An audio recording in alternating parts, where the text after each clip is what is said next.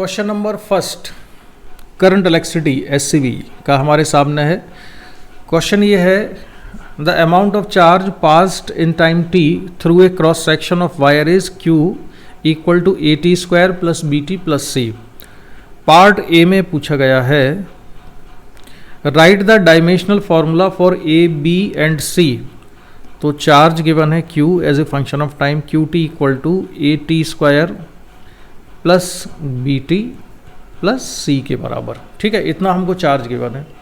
अब देखो कि डायमेंशनल किसी इक्वेशन को डायमेंशनली करेक्ट होने के लिए ज़रूरी है कि हर एक टर्म की डायमेंशन भी सेम होना चाहिए। तो ये जो टर्म है ए टी स्क्वायर, इसकी डायमेंशन भी चार्ज के बराबर आना चाहिए, बी टी की डायमेंशन भी चार्ज के बराबर होना चाहिए, और सी जो कांस्टेंट है इसकी डायमेंशन भी चार्ज के बराबर होना चाहिए, क्योंकि लेफ्ट साइड में चार्ज है। तो चार्ज की डायमेंशन के लिए हम इसको ऐसे लिख सकते हैं Q equal to A T square. तो A इक्वल टू कितना हो जाएगा Q अपॉन टी स्क्वायर। तो A equal to Q, charge को क्या लिख सकते हैं हम, current into time, I into t, और नीचे है टी स्क्वायर। तो ये सिंप्लीफाई करने पर हो जाएगा I इंटू टी की पावर -1। तो ये तो डायमेंशन आ गई किसकी, कांस्टेंट A की। इसी तरह से हम BT की बात करें तो BT की जो डायमेंशन है, डायमेंशन ऑफ BT, वो भी कितनी होनी चाहिए, चार्ज के बराबर होना चाहिए। तो इसको मैं लिख सकता हूँ B equal to Q by t, और ये बेसिकली डायमेंशन लिख रहा हूँ मैं, आप याद रखना है। तो B इक्वल टू Q को कितना लिख सकते हैं, करंट इनटू टाइम, तो I इंटू टी, और नीचे टाइम है, तो इसकी डायमेंशन कितनी आ जाएगी, सिंपल करंट की डायमेंशन के बराबर। इसके बाद हम आ जाएं C पर। तो C की डायमेंशन तो किसके बराबर होना चाहिए, C की डायमेंशन होनी चाहिए चार्ज की डायमेंशन के बराबर, और चार्ज की डायमेंशन को हम कितना लिखते हैं, I इंटू टी। तो ये इसके आंसर हो गए, I t raise to power -1 I and I t के बराबर। ठीक है, ये तो हो गया पार्ट ए। अब आ जाते हैं हम इसमें पार्ट बी पर। तो पार्ट बी क्या कहता है इसका, पार्ट बी है if the numerical values of A, B, C are 5, 3 and 1 respectively in SI units, find the value of the current at t equal to 5 second। तो current की value निकालनी 5 second पर, यानी इंस्टेंटेनियस करंट हमको निकालना है। तो इंस्टेंटेनियस करंट निकालने के लिए हम कैलकुलेट करेंगे d Q by D t. तो D Q by D T यानी कि डी डी टी ऑफ कितना है इसमें, डी डी टी ये है A T square plus B T plus सी के बराबर। तो D Q by D T यानी कि करंट हो जाएगा ये as a function of time 2AT plus B के बराबर। और हमको ये आई कितने टाइम पर चाहिए, हमको चाहिए t इक्वल टू 5 सेकेंड्स पर। तो इक्वल टू 2, A की वैल्यू क्वेश्चन में कितनी गिवन थी, कांस्टेंट A की वैल्यू है 5, टाइम कितना है 5, प्लस कांस्टेंट B की वैल्यू कितनी है, कांस्टेंट B की वैल्यू गिवन है 3। तो उसको सिंप्लीफाई करने पर यह जाएगा 53 के बराबर। तो ये 53 एम्पियर इज द आंसर। ठीक है, तो क्वेश्चन 1 के पार्ट 2 का आंसर हो गया 53 एम्पियर। अब हम बढ़ते हैं नेक्स्ट क्वेश्चन की तरफ। तो जो नेक्स्ट क्वेश्चन है वो क्या कहता है, नेक्स्ट क्वेश्चन जो है वो ये कह रहा है हमसे कि An electron gun emits 2 into 10⁻16 electrons per second। पर सेकेंड कितने इलेक्ट्रॉन्स बाहर आते हैं, 2 into 10⁻16। What electric current does this correspond to? तो इसके करस्पॉन्डिंग कितना करंट हो जाएगा। तो करंट निकालना बहुत आसान है, करंट हो जाएगा Q अपॉन टी के बराबर। और इलेक्ट्रॉन्स कितने बाहर आए हैं, 2 into 10⁻16, और एक इलेक्ट्रॉन पर चार्ज है 1.6 इंटू 10⁻⁻19 अपॉन टाइम की वैल्यू कितनी है, पर सेकंड, तो इसको 1 सेकंड रखा हमने, यही करंट हो गया। I इक्वल टू ये 3.2 इंटू 10⁻³ बचेगा ये। तो यही इसका आंसर हो गया। ठीक है, इतने करंट हुआ। बढ़ते हम थर्ड क्वेश्चन पर। थर्ड क्वेश्चन है the electric current existing in a discharge tube is 2 microampere, how much charge is transferred across a cross section of the tube in 5 minutes. तो जो पिछला वाला क्वेश्चन था ना, उसमें उन्होंने क्या दिया हुआ था, पिछले क्वेश्चन में हमको चार्ज गिवन था और करस्पॉन्डिंग करंट निकालना था। इस वाले क्वेश्चन में क्या कर रहे हैं, करंट दिया हुआ है, चार्ज निकालना है। तो चलिए कैलकुलेट करते हैं। Electric current existing in a discharge tube is 2 milli ampere, sorry 2 micro ampere, यानी 2 इंटू 10⁻⁻6 एम्पियर के बराबर।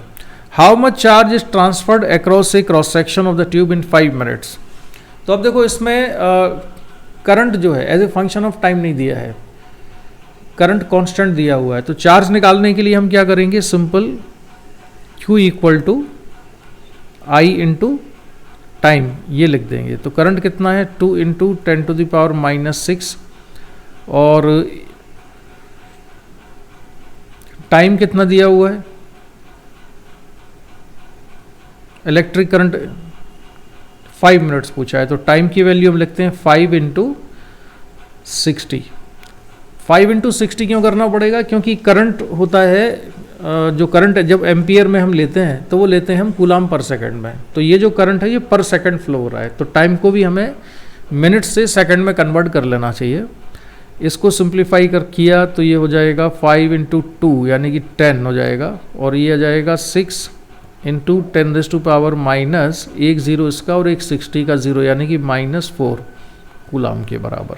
ठीक है, और अगर माइक्रो कूलाम में लिखना हो तो 600 माइक्रो कूलाम भी लिख सकते हैं इसी को चेंज करके। तो ये है क्वेश्चन नंबर 3 का सोल्यूशन। तो आसान आसान से क्वेश्चन है स्टार्टिंग में। तो अब है क्वेश्चन नंबर 4 हमारे सामने, और क्वेश्चन में जो सिचुएशन है उसको हम पढ़ लेते हैं एक बार। क्वेश्चन ये है, the current through a wire depends on time as I equal to I not plus alpha T. तो इसमें करंट टाइम के साथ वेरी कर रहा है, where I naught 10 ampere, alpha 4 ampere per second. Find the charge cross through a section of the wire in 10 second. तो 10 second में कितना चार्ज क्रॉस हुआ है ये हमको कैलकुलेट करना है। ठीक है, तो ये करंट जब as a function of time दिया हो, किसी क्वेश्चन में करंट अगर as a function of time दिया हो, जैसे कि इसमें दिया हुआ है I equal to I not plus alpha T, तो हम इसको लिख लेना चाहिए dq बाई dt। ये हो जाएगा आई नॉट प्लस अल्फा टी के बराबर। चार्ज कैलकुलेट करना है तो इसको हम लिखते हैं dq equal to I nought dt plus alpha into t d t. ठीक है, इतना लिखा, और इसके बाद हम करेंगे अब इसको इंटीग्रेट। तो इसको इंटीग्रेट कर लेते हैं, आई नोट और अल्फा कांस्टेंट है तो इसको हमने इंटीग्रेशन के बाहर रहने दिया। टाइम को कहाँ से कहाँ तक रखना है हमको, section of the wire in 10 seconds, तो 0 से 10 and this is also from 0 to 10। तो टोटल चार्ज आ जाएगा Q equal to I nought into d t का इंटीग्रेशन टी हो जाएगा 0 से 10 plus alpha into t square by 2 0 to 10। अब वैल्यूज रख देते हैं, Q equal to I nought given था क्वेश्चन में 10, वो रख दिया हमने। टाइम की वैल्यू हो जाएगी upper limit 10 lower limit 0 plus alpha था 4 उसकी वैल्यू रखी हमने इंटू 1/2, और टी स्क्वायर यानी 100 और 0 का स्क्वायर तो 0 रहेगा माइनस। इसको सिंप्लीफाई करने पर हमको मिल जाता है Q इक्वल टू 100 प्लस ये कैंसिल होगा तो ये 2 आएगा तो ये हो जाएगा 200। तो सॉल्व करने पर Q इक्वल टू आता है 300, तो 300 कूलम ये हो जाएगा आंसर इस क्वेश्चन का। ठीक है, अच्छा मैं सामने आ गया था तो आपको दिखा नहीं होगा, मैं जरा ये इधर हो जाता हूँ जरा। ठीक है, ये है क्वेश्चन नंबर 5। इसमें जो सिचुएशन है इसको हम समझते हैं क्या हो रहा है इसमें। क्वेश्चन में ये गिवन है कि a current of 1 ampere exist in a copper wire of cross section 1 millimetre square. Assuming 1 free electron per atom, calculate the drift speed of free electrons in the wire. The density of copper is 9000 kg per cubic meter. तो ये information हमको given है। अब इसमें हमको calculate क्या करना है, ड्रिफ्ट वेलोसिटी निकालनी है। तो करंट और ड्रिफ्ट वेलोसिटी का रिलेशन हमको पता है। करंट और ड्रिफ्ट वेलोसिटी का रिलेशन होता है I equal to NEA VD के बराबर। तो ये करंट करंट और ड्रिफ्ट वेलोसिटी का रिलेशन है। हमको ड्रिफ्ट वेलोसिटी निकालनी है, तो ड्रिफ्ट वेलोसिटी होगी VD equal to I upon NEA के बराबर। NEA आई इसमें करंट है, A area of cross section है कंडक्टर का जिसमें कि करंट पास हो रहा है, ई है चार्ज ऑन द इलेक्ट्रॉन और एन है number of charge carriers per unit volume. Per unit volume में चार्ज की डेंसिटी हमको बतानी है। ठीक है, तो बेसिक चीज़ इस क्वेश्चन में जो है, जो एक ही काम करना है इंपॉर्टेंट, वो है एन निकालना, number of electrons per unit volume कितने होंगे। अब क्वेश्चन में ये गिवन है कि 1 फ्री इलेक्ट्रॉन पर एटम, यानी कि कॉपर का एक एटम एक फ्री इलेक्ट्रॉन डोनेट कर रहा है, ये एज्यूम करके चलना है। ठीक है, ये लेके चलना, ये क्वेश्चन में गिवन कंडीशन है। तो इसके लिए हम वो अप्लाई करेंगे जो कि अब केमिस्ट्री में मोल कॉन्सेप्ट में बहुत पढ़ते हुए आए हैं। ठीक है, तो हमने क्या काम किया, हमने देखा कि एटॉमिक वेट ऑफ कॉपर वो कितना है, 63.5 U के बराबर होता है। एटॉमिक मास यूनिट में ये होता है 63.5 U। इसका मतलब ये होता है, इसी को हम ये भी कह सकते हैं कि 63.5 kg substance of copper has 66.02 into 10⁻26 atoms के बराबर। केमिस्ट्री में या कहीं और आपने शायद इस तरह से किया होगा कि 63.5 ग्राम में 6.02 इंटू 10⁻23 होते हैं। मैं 10⁻23 ना लेके 10⁻26 एटम्स ले रहा हूँ। उसका रीज़न क्या है, क्योंकि 63.5 को मैंने केजी में ले लिया है। ठीक है, तो उसमें कोई कंफ्यूजन की बात नहीं है।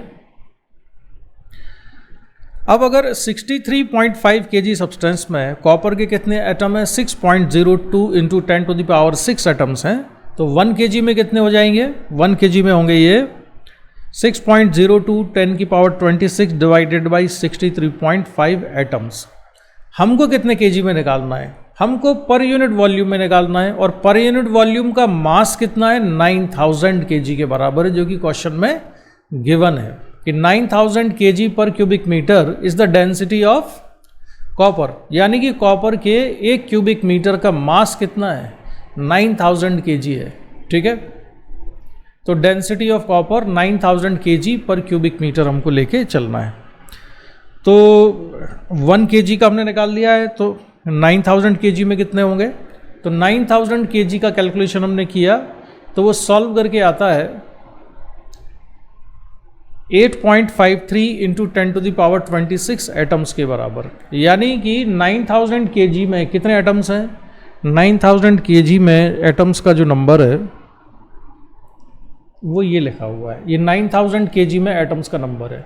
9000 kg का मतलब 1 क्यूबिक मीटर में, तो ये 1 क्यूबिक मीटर में एटम्स का नंबर है। अब 1 क्यूबिक मीटर में जितने एटम्स होंगे उतने ही फ्री इलेक्ट्रॉन्स होंगे, क्योंकि क्वेश्चन में ये कंडीशन गिवन है कि एक एटम एक फ्री इलेक्ट्रॉन्स को कंट्रीब्यूट करता है। ठीक है, तो हमारे पास जो n की वैल्यू है ड्रिफ्ट वेलोसिटी निकालने के लिए हमको क्या चाहिए था, Vd equal to I upon NEA था, तो n की वैल्यू अब हमारे लिए कैलकुलेट हो गई, ये n की वैल्यू है। ठीक है,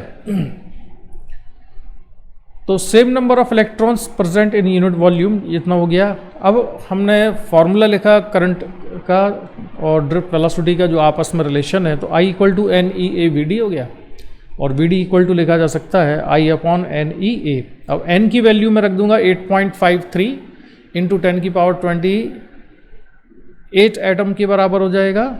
चार्ज ऑन द इलेक्ट्रॉन होता है 1.6 इंटू 10⁻19 और एरिया ऑफ क्रॉस सेक्शन है 1 millimetre square.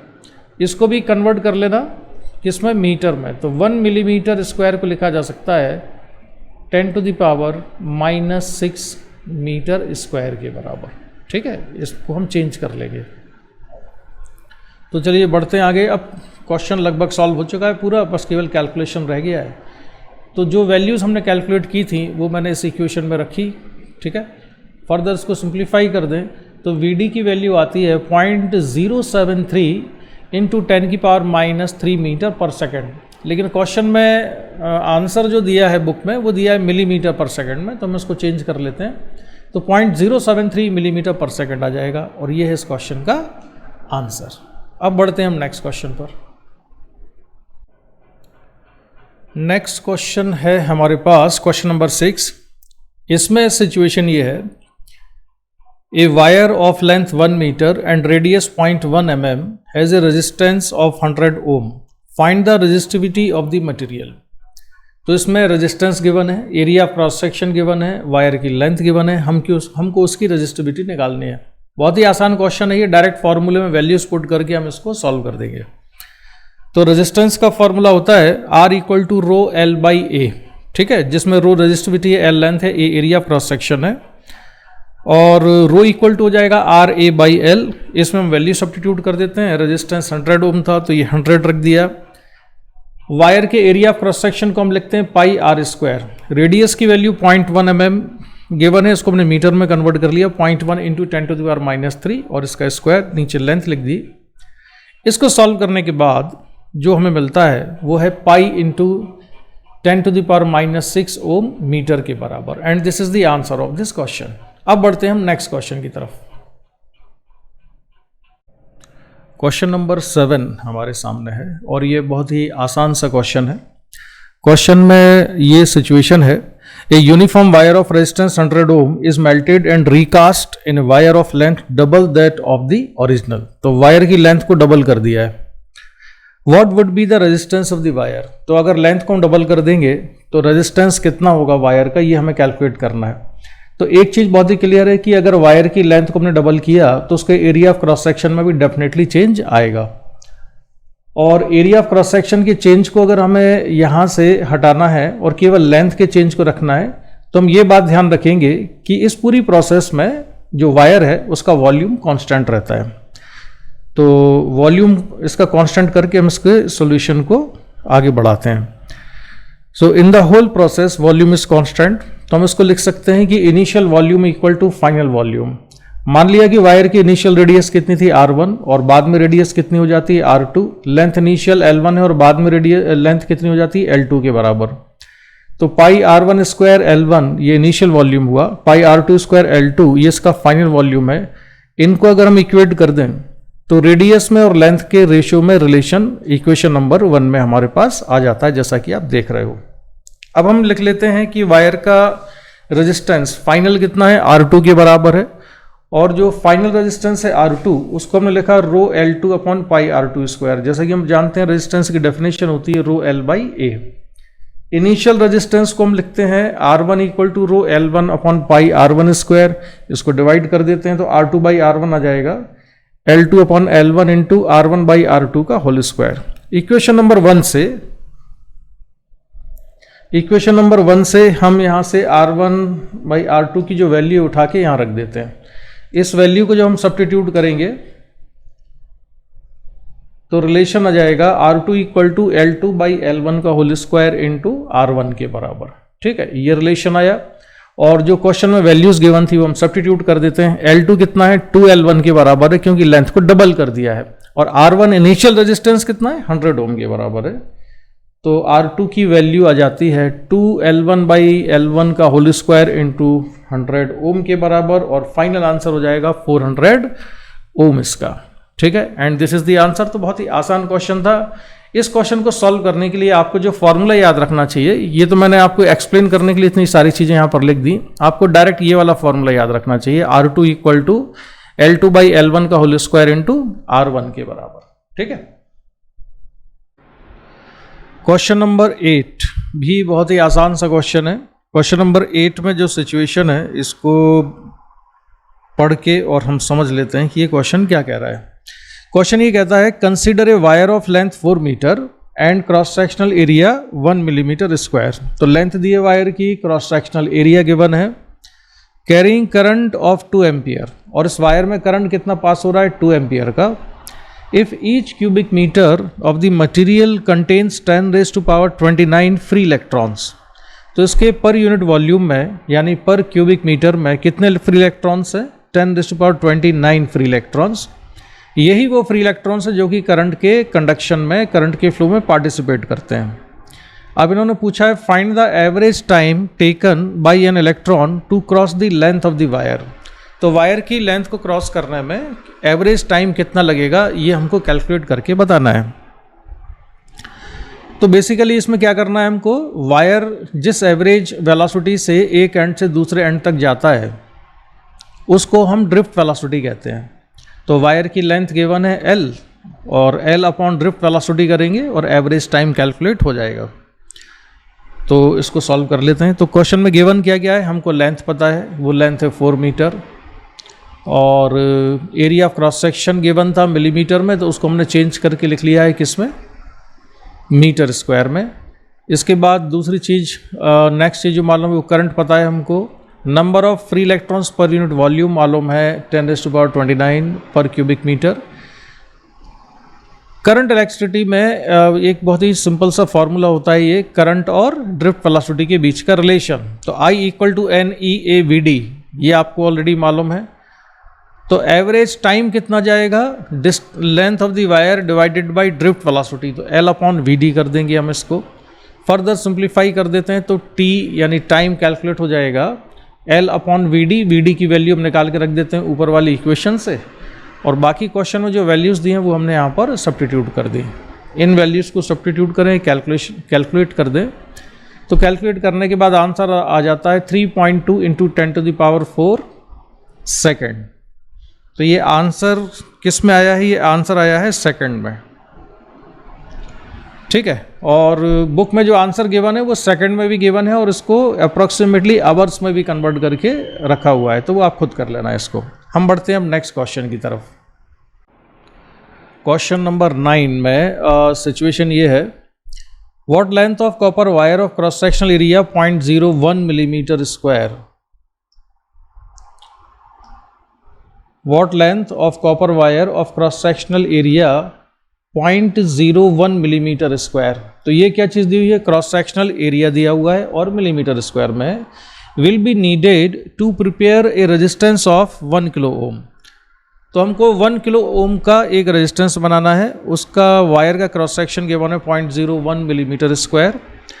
Resistivity of the copper is also given, ठीक है। तो जो क्वेश्चन में इंफॉर्मेशन है उसको हम लिख लेते हैं। लेंथ लिख के डायरेक्ट सॉल्व ही कर लेते हैं इसको। तो R = ρL/A। तो लेंथ की जो रिक्वायरमेंट होगी वो होगा R × A/ρ के बराबर। तो L = रेजिस्टेंस कितना रिक्वायर्ड है इसमें क्वेश्चन में, रेजिस्टेंस जो रिक्वायर्ड है वो है 1.1 किलो ओम। तो 1 किलो ओम यानी 10⁻³ ओम के बराबर। एरिया ऑफ क्रॉस सेक्शन है 0.01 मिलीमीटर स्क्वायर, तो इसको हम लिख लेते हैं 0.01 और मीटर स्क्वायर में कन्वर्ट कर लें तो ये हो जाएगा 10⁻⁻8 metre square. And resistivity is 1.7 × 10⁻⁻8। तो इसको सिंप्लीफाई करने पर ये आएगा 10⁻³/1.7 मीटर के बराबर, ठीक है। अगर हम इसको थोड़ा और सिंप्लीफाई करें फर्दर, तो मैं कैलकुलेटर का यूज़ कर लेता हूँ। इसमें सॉल्व करने पर ये आएगा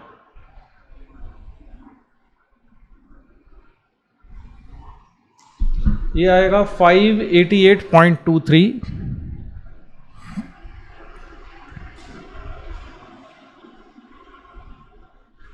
10⁻³/1.7।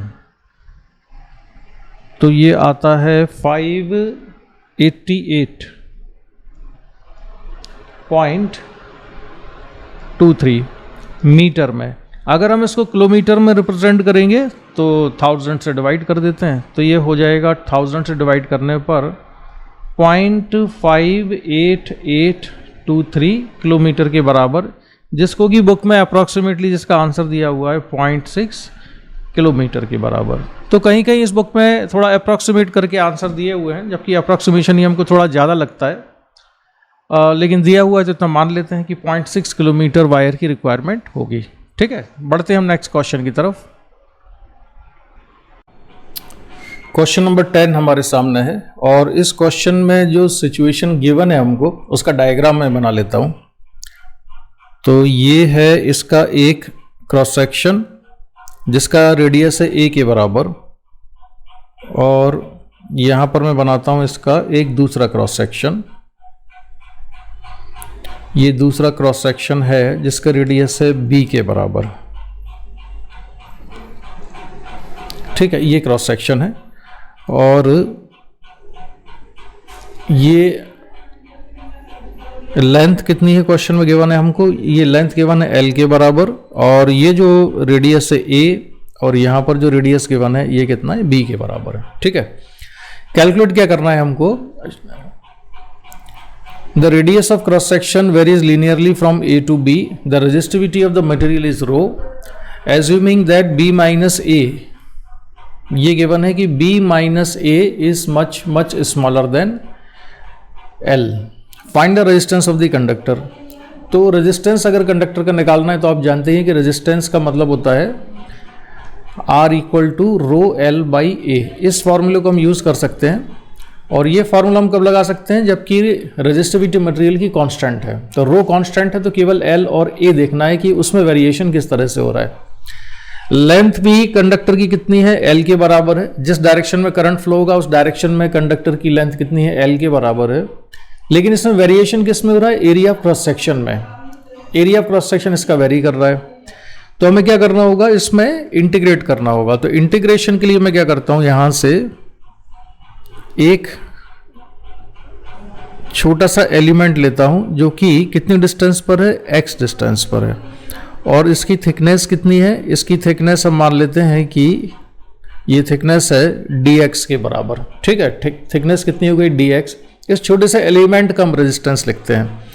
तो इसकी रेडियस कितनी ली जाए, इसकी रेडियस हम मान लेते हैं कि रेडियस कितनी है, y के बराबर है। ठीक है, तो रेडियस मैंने y लिख ली, तो इसका रेजिस्टेंस मैं लिखूंगा, इसका रेजिस्टेंस आएगा r, या dr लिख लेते हैं, dr इक्वल टू रो। और लेंथ कितनी होगी इस एलिमेंट की, लेंथ मेजर की जाती है करंट के फ्लो की डायरेक्शन में। तो करंट फ्लो होगा इधर, तो जो करंट के फ्लो की डायरेक्शन है उसमें लेंथ हम कितना लेंगे, इसका करंट इस तरह से फ्लो होगा तो लेंथ कितना हो जाएगा इसका dx, और एरिया ऑफ क्रॉस सेक्शन तो ये पूरा इसका एरिया होगा जिससे कि जिसके परपेंडिकुलर करंट का फ्लो होता है।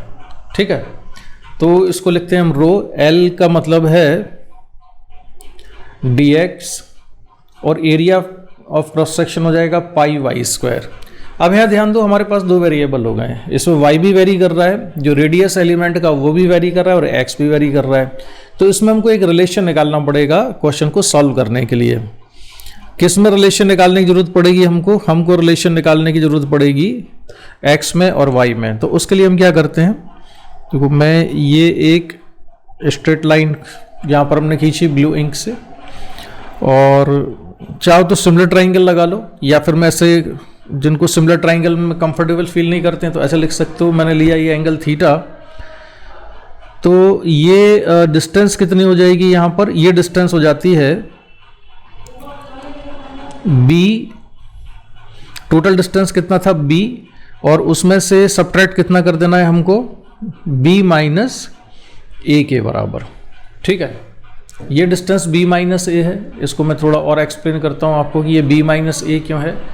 ये जो डिस्टेंस है यहाँ तक का, ये इस पॉइंट से लेके और यहाँ तक का डिस्टेंस ये कितना है, b है, और ये जो डिस्टेंस है इस पॉइंट से और यहाँ तक का ये डिस्टेंस कितना है, ये डिस्टेंस है a के बराबर। ठीक है, ये गिवन है, ये डिस्टेंस है a, तो ये वाली डिस्टेंस यहाँ तक देखते आइए आप, ये डिस्टेंस कितनी हो जाएगी, a के बराबर हो जाएगी। ठीक है, तो ये तो हुआ b माइनस a के बराबर। और इसके अलावा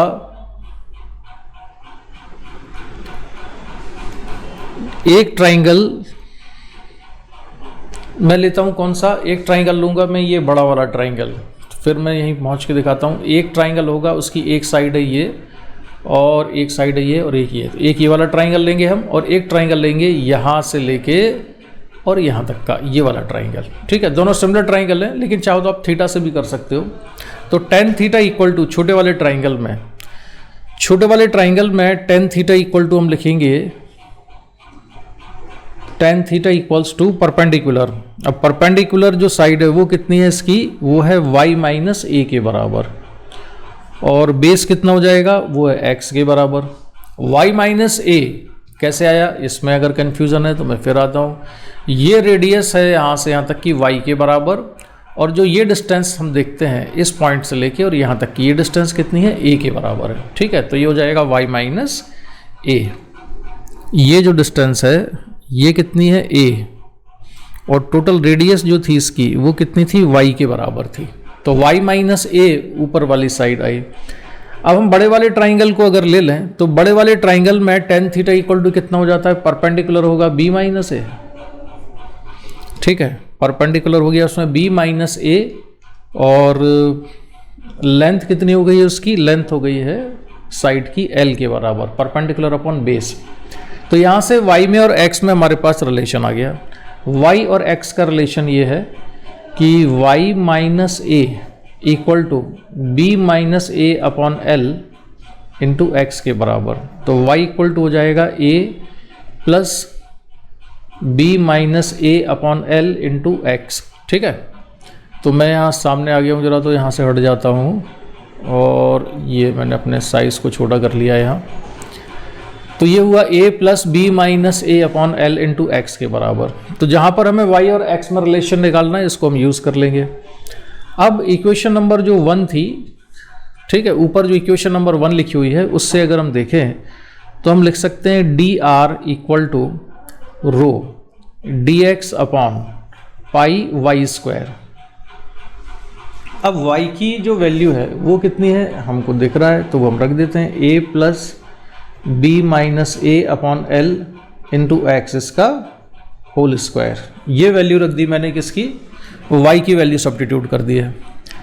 अब देखो इसका इंटीग्रेशन करने के लिए हमें क्या करना चाहिए, हम लिख लेते हैं यहाँ पर डी आर इक्वल टू, मैं थोड़ा यहाँ से शिफ्ट होता हूँ अपनी पोजीशन को। अब हम यहाँ लिखते हैं D R equal to rho D X upon pi, और a plus B minus A upon L into X है, तो इसको मैं लिख देता हूँ a plus C into X का होल स्क्वायर, ठीक है। c इंटू एक्स, c किसको लिख दिया है मैंने c लिख दिया है यहाँ पर, ये जो वैल्यू थी c इक्वल टू लिख दिया मैंने b minus A upon L को, ठीक है, b minus A upon L, इसकी वैल्यू को कितना लिख दिया है हमने c के बराबर। अब बस हमको इसको इंटीग्रेट करना बाकी रह गया है, तो इसको इंटीग्रेट कर देते हैं। इसको इंटीग्रेट करेंगे तो resistance R equal to rho upon pi integration D X upon A plus C X का होल स्क्वायर। और लिमिट्स कहाँ से कहाँ तक है x की, x कहाँ से कहाँ तक वेरी करता है, x वेरी कर रहा है 0 से l तक, ठीक है। अब देखो इसमें ना हम एक अप्रॉक्सीमेशन का यूज़ कर रहे हैं कि जो b minus A is much much smaller than l है, यानी कि इसकी जो लेंथ है यहाँ से लेके और यहाँ तक की जो लेंथ है टोटल, इस लेंथ को हमने ये स्लैंट लेंथ के बराबर एज्यूम कर लिया है यहाँ पर, ये अप्रॉक्सीमेशन किया है हमने, अदरवाइज ये लेंथ इसकी इक्वल नहीं होगी, ठीक है। अच्छा, अब जगह हमको चाहिए थोड़ी और कैलकुलेशन के लिए, तो हम क्या करते हैं कि नया पेज ऐड करते हैं और जो ऊपर की जो चीज़ें हैं जिनकी हमें ज़रूरत नहीं है उसको मैं यहाँ से हटा देता हूँ।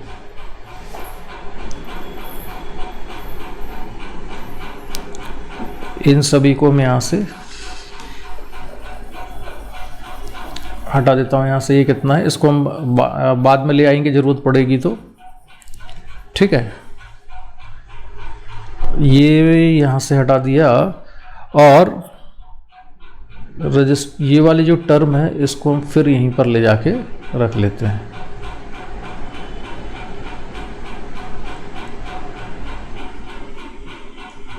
ये लिख दिया हमने। अब हम करते हैं इसका इंटीग्रेशन, तो ये होगा r equal to rho upon pi into A plus C X की पावर ऊपर जाके -2 हो जाएगा, तो सॉल्व करने पर ये आएगा 1 upon A plus C X की पावर -1 या -1 upon A plus C x, और इसका भी इंटीग्रेशन होगा तो हमें डिवाइड करना पड़ेगा इसमें c से, तो ये इंटू 1 अपॉन सी, और लिमिट सब्स्टिट्यूट कर देते हैं। लिमिट है 0 टू l के बराबर, तो अब ये आएगा r equal to rho upon pi into C, minus sign भी हमने बाहर ले लिया, पहले अपर लिमिट रखेंगे तो ये हो जाएगा a plus C into L -1 upon x में 0 रख देंगे। जब हम x में 0 रखेंगे तो ये कितना हो जाएगा, केवल a बचेगा, ठीक है। अब जो c था उसको हम वापस देख लें, c कितना था, b minus A upon L के बराबर। देखो b minus A upon L के बराबर था, तो वो वैल्यू हम यहाँ पर रखेंगे r equal to minus rho upon pi, c की value b minus A upon L, यहाँ पर भी रख दिया मैंने, into 1 upon a plus b minus A upon L into L minus 1 upon A. अब देखो इसमें ये l से ये l कैंसिल हो गया, तो क्या बचता है यहाँ पर, ये आएगा r equal to minus rho l upon pi b minus A और 1 upon a plus b minus A, तो a कैंसिल हो जाएगा तो यहाँ बचेगा 1 upon b minus 1 upon a। ठीक है, फर्दर और सिंप्लीफाई कर लेते हैं इसको, तो r equal to rho l upon pi b minus A, negative sign को मैं अंदर ले जाता हूँ तो ये हो जाएगा 1 upon a minus 1 upon b के बराबर। फर्दर सिंप्लीफाई कर लें तो r equal to rho l upon pi b minus A into b minus A upon A B के बराबर। ठीक है, ये b माइनस ए से b माइनस ए कैंसिल हो गया और ये आएगा सॉल्व करने पर rho l upon pi A B के बराबर। तो ये इसका आंसर हुआ क्वेश्चन का। इसका आंसर कौन सा हो जाएगा, अब ये वाला हो जाएगा, rho l upon pi A B के बराबर। ठीक है, और इसको मैं अलग से एक बॉक्स में मेंशन कर देता हूं कि ये हमारा आंसर है rho l upon pi A B के बराबर। तो चलिए बढ़ते हैं हम नेक्स्ट क्वेश्चन की तरफ। अब है क्वेश्चन नंबर 11 हमारे सामने, और इस क्वेश्चन में जो सिचुएशन है उस सिचुएशन को हम देख लेते हैं कि इसमें क्या हो रहा है। क्वेश्चन ये कहता है, a copper wire of radius 0.1 mm and resistance 1 kilo ohm is connected across a power supply of 20 volt.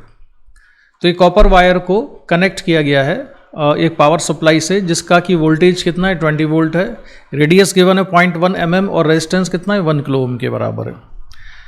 इसके आगे जो सिचुएशन है क्या कहते हैं वो ये कहते हैं, how many electrons are transferred per second between the supply and the wire at one and.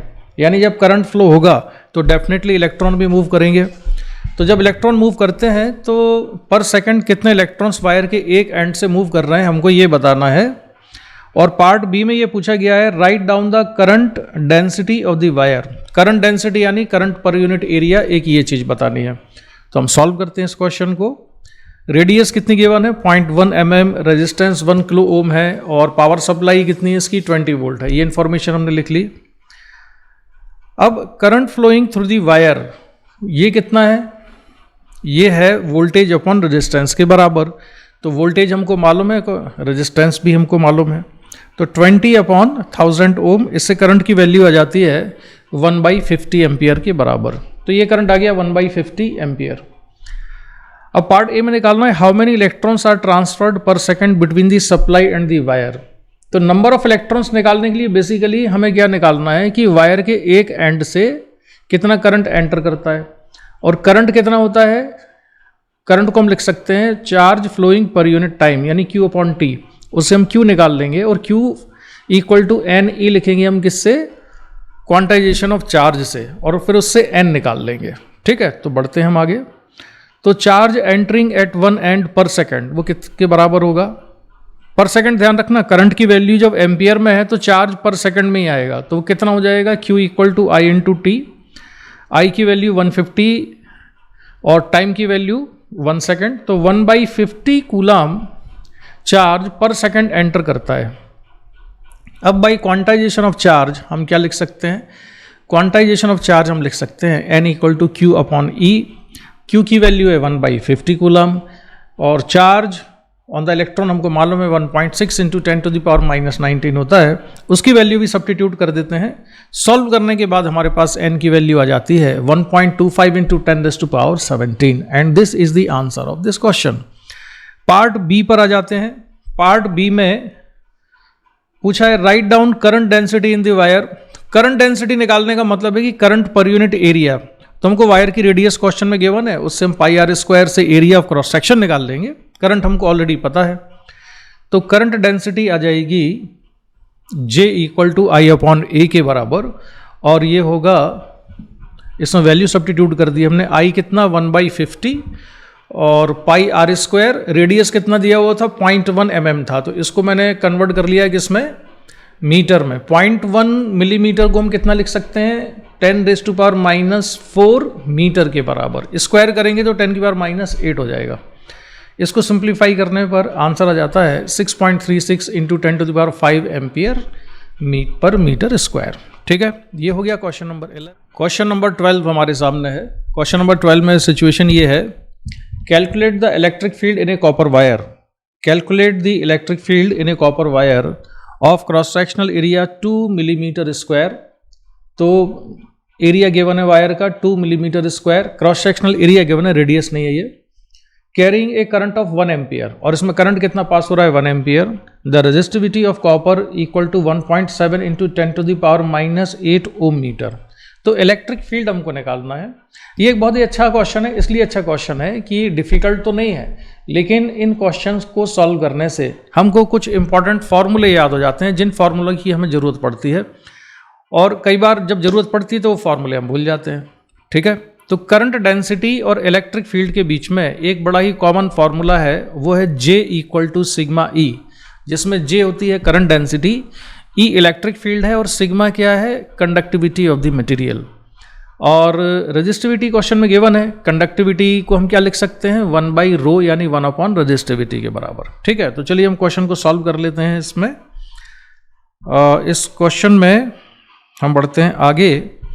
तो क्रॉस सेक्शनल एरिया दिया हुआ था 2 इंटू 10⁻⁻6, करंट 1 एम्पियर और resistivity also given in the question. J equal to sigma E, जैसा कि मैंने बताया इस फॉर्मूले को हम यूज़ करेंगे। यहाँ से आगे बढ़ते हैं तो E इक्वल टू को कितना लिखा जा सकता है J/सिग्मा, और फिर आगे अगर हम बढ़ें तो E इक्वल टू को लिख सकते हैं ρ J के बराबर। तो आप डायरेक्टली करंट डेंसिटी और J का फॉर्मूला, सॉरी रेजिस्टिविटी और J का formula E equal to ρ J भी याद कर सकते हो। अब बस कुछ नहीं करना, हमको वैल्यू सब्स्टिट्यूट करनी है। तो E इक्वल टू कितना हो गया ρI/A के बराबर। रो क्वेश्चन में गिवन है, I क्वेश्चन में गिवन है, और area of cross section question में गिवन है। इलेक्ट्रिक फील्ड हमें कैलकुलेट करनी है, तो electric field just value substitute करने के बाद आ जाती है। तो हमने यहाँ वैल्यू सब्स्टिट्यूट की, और ये वैल्यू सब्स्टिट्यूट करने पर इलेक्ट्रिक फील्ड की वैल्यू आती है 8.5 इंटू 10⁻³ वोल्ट मीटर। लेकिन बुक में जो शायद आंसर दिया है वो मिली वोल्ट में है, तो इसको हम लिख सकते हैं 8.5 मिली वोल्ट पर मीटर के बराबर। तो 8.5 मिली वोल्ट पर मीटर, या इसको ऐसे भी लिखा जा सकता है 8.5 मिली वोल्ट पर मीटर। ठीक है, तो ये हुआ क्वेश्चन नंबर कौन सा क्वेश्चन हो गया, ये क्वेश्चन नंबर 12 सॉल्व हो गया। ठीक है, और मैं थोड़ा साइड हो जाऊं, शायद आपको ये दिख नहीं रहा होगा। अब हम बढ़ेंगे नेक्स्ट क्वेश्चन की तरफ, और जो नेक्स्ट क्वेश्चन है हमारा वो है क्वेश्चन नंबर 13। तो क्वेश्चन नंबर 13 क्या कहता है? क्वेश्चन नंबर 13 ये कहता है, a wire has a length of 2 metre and resistance 5 ohm. Length 2 metre, resistance 5 ohm. Find the electric field existing inside the wire if it carries a current of 10 ampere. निकालना इसमें भी electric field ही है हमको wire के अंदर, लेकिन इसमें given क्या है, इसमें रेजिस्टेंस गिवन है, लेंथ गिवन है, और करंट गिवन है। लेंथ, रेजिस्टेंस और करंट। तो लेंथ, रेजिस्टेंस और करंट, इसमें रेजिस्टिविटी नहीं गिवन है जैसे कि पिछले क्वेश्चन में गिवन थी। ठीक है, तो इनमें हम रिलेशन एस्टेब्लिश करेंगे। E इक्वल टू ρ J, ये फॉर्मूला हम यूज़ कर सकते हैं। J equal to sigma E को डिफरेंट फॉर्म में लिखा जा सकता है, E इक्वल टू ρ J के बराबर, और रो की वैल्यू होती है RA/L।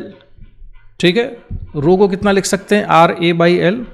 ये ऐसे आया कि रेजिस्टेंस हमको याद है R इक्वल टू ρ L/A होता है, तो यहाँ से रो को लिखा जा सकता है RA/L के बराबर, इतना लिख सकते हैं।